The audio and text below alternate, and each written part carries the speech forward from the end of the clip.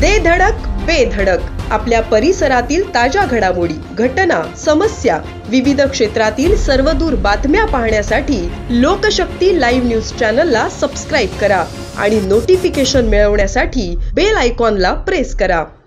नेरळ खंडा येथील टीवाले हॉटेल येथे असलेल्या शीतपेय हातगाडीचा शॉक लागून एका 6 वर्षीय चिमुकलीचा मृत्यू झाल्याची घटना घडली आहे।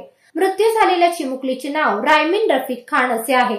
या घटनेस हॉटेल चालक आणि शीतपेय हातगाडी मालक यांचा निष्काळजीपणा कारणीभूत ठरला आहे का, असा प्रश्न स्थानिकांकडून उपस्थित केला जात आहे। या दुर्दैवी घटनेमुळे नेरळ परिसरात हळहळ व्यक्त होत आहे। या प्रकरणी नेरळ पोलीस ठाण्यात गुन्हा नोंद करण्यात आला आहे।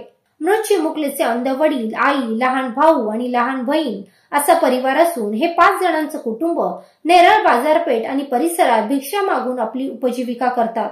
आता चिमुकलीच्या मृत्यूच्या घटनेची नेरळ पोलीस ठाणे उकल करून चिमुकलीच्या मृत्यूस जबाबदार असणाऱ्यांवर कारवाई करून मृत चिमुकलीच्या अंध वडील, आई आणि 2 भावंडांना योग्य न्याय देणार का, याकडे सर्वांचे लक्ष लागले आहे। 20 नोव्हेंबर रोजी बुधवारी एकीकडे विधानसभा निवडणूक मतदानाची धामधूम सुरू होती, तर दुसरीकडे पोटाची खळगी भरण्यासाठी घराबाहेर पडलेल्या खान कुटुंबाचा संघर्ष सुरू होता। नेरळ पूर्व परिसरात भोपेली हजारे नगर येथे राहणारे अंध रफिक खान यांच्या 6 वर्षीय रायमीन या मुलीचा हात शीतपेय हातगाडीला लागल्याने शॉक लागून तिचा जागीच मृत्यू झाल्याची दुर्दैवी घटना रात्री 10 वाजण्याच्या सुमारास नेरळ खंडा येथील टीवाले हॉटेल समोर घडली।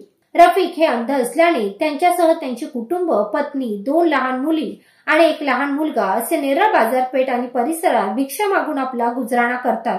नेहमीप्रमाणे पोटाची खळगी भरण्यासाठी निघालेले पीडित कुटुंब हे नेरळ बदलापूर राज्यमार्गावरील नेरळ खंडा येथील ममदापूर चौकात असलेल्या सरफराज टीवाले यांच्या हॉटेल जवळ आले। टीवाले हॉटेल समोर रस्त्याच्या कडेला अनधिकृतपणे लावलेल्या शीतपेय हातगाडीला त्यांच्या 6 वर्षीय मुलीने हात लावतात विजेचा झटका बसला आणि ती बेशुद्ध अवस्थेत हातगाडीला चिकटली। मुलीची कोणतीच हालचाल होत नसल्याने मुलीच्या आईने हंबरडा फोडला। तिथे असलेल्या नागरिकांनी मुलीला तात्काळ खांडा येथील डॉक्टर शेवाळे यांच्या रुग्णालयात दाखल केले, मात्र डॉक्टरांनी मुलीला तपासून मृत घोषित केले। त्यानंतर नेरळ पोलीस ठाण्यात तक्रार दाखल करण्यात आली आहे। लोकशक्ती लाईव्हसाठी न्यूज ब्युरो, नेरळ। अशाच सच्चाई दर्शवणाऱ्या बातम्या पाहण्यासाठी लोकशक्ती लाईव्ह न्यूज चॅनलला लाईक करा, शेअर करा आणि सबस्क्राईब करा।